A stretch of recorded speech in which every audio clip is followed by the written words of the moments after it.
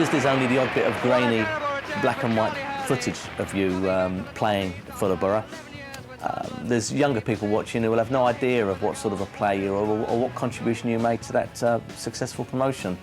I was quick. I could beat players easily, and I was a good crosser of the ball and a good passer. And I was smart, intelligent soccer player, and I think that's where my coaching comes from.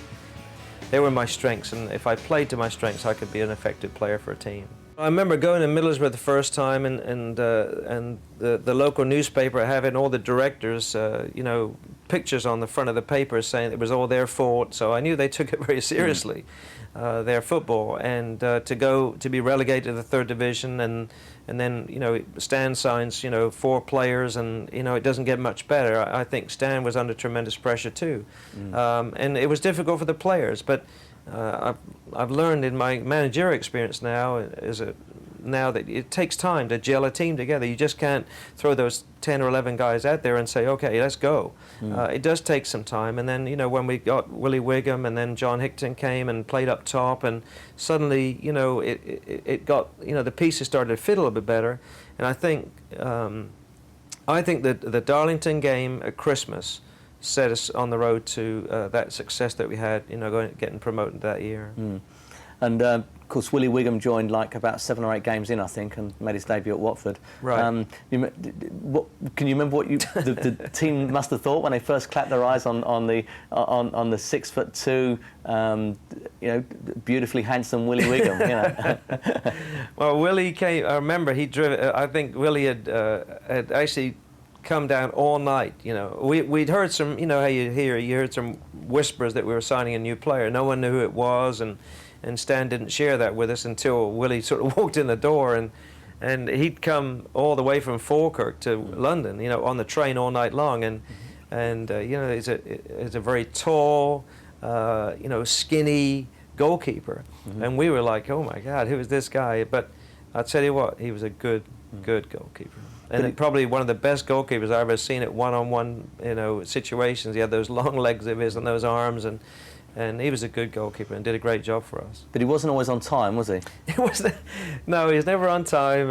He and Arthur Horsfield always sort of came in right at the last minute there, and there was one occasion where Jimmy Greenhoff, who was our trainer, came in and sort of really got into them a little bit about not being on time all the time, and suddenly Willie lost his temper and headbutted him, and there was and then Jimmy Greenhouse came out with a scar above his temple here with a big old Band-Aid across it, you know, and all the players knew something had gone on in the locker room, but Willie was he was a good goalkeeper. Character.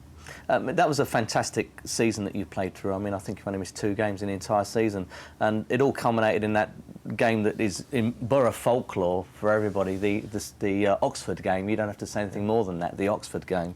Right. It's a question that gets asked of every player who was there on the night and played. What are your memories of that night?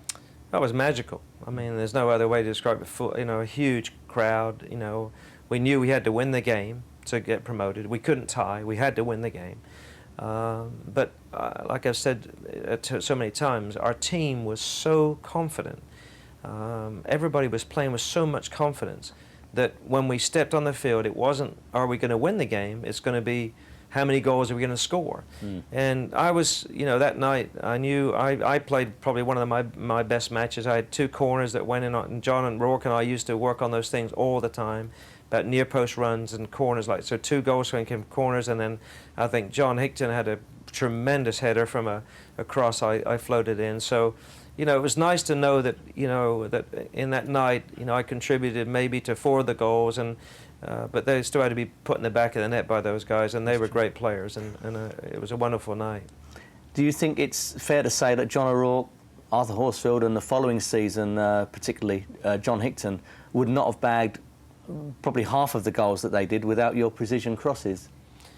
Oh, you know, I don't know. I mean, it's hard to say. You know, when I grew up playing, I was an out-and-out winger, and but the game changed in England. You know, when England won the World Cup in '66, you know, a lot of managers went to 4-4-2, and you had to adapt to stay in the team, and I had to adapt. You know, they brought Mike Keir in, which was little disconcerting to me as a player because it was going to be obviously fighting for that spot. But so I'd end up playing midfield sometimes. I played on midfield in a 4-4-2. Sometimes I played right on the outside.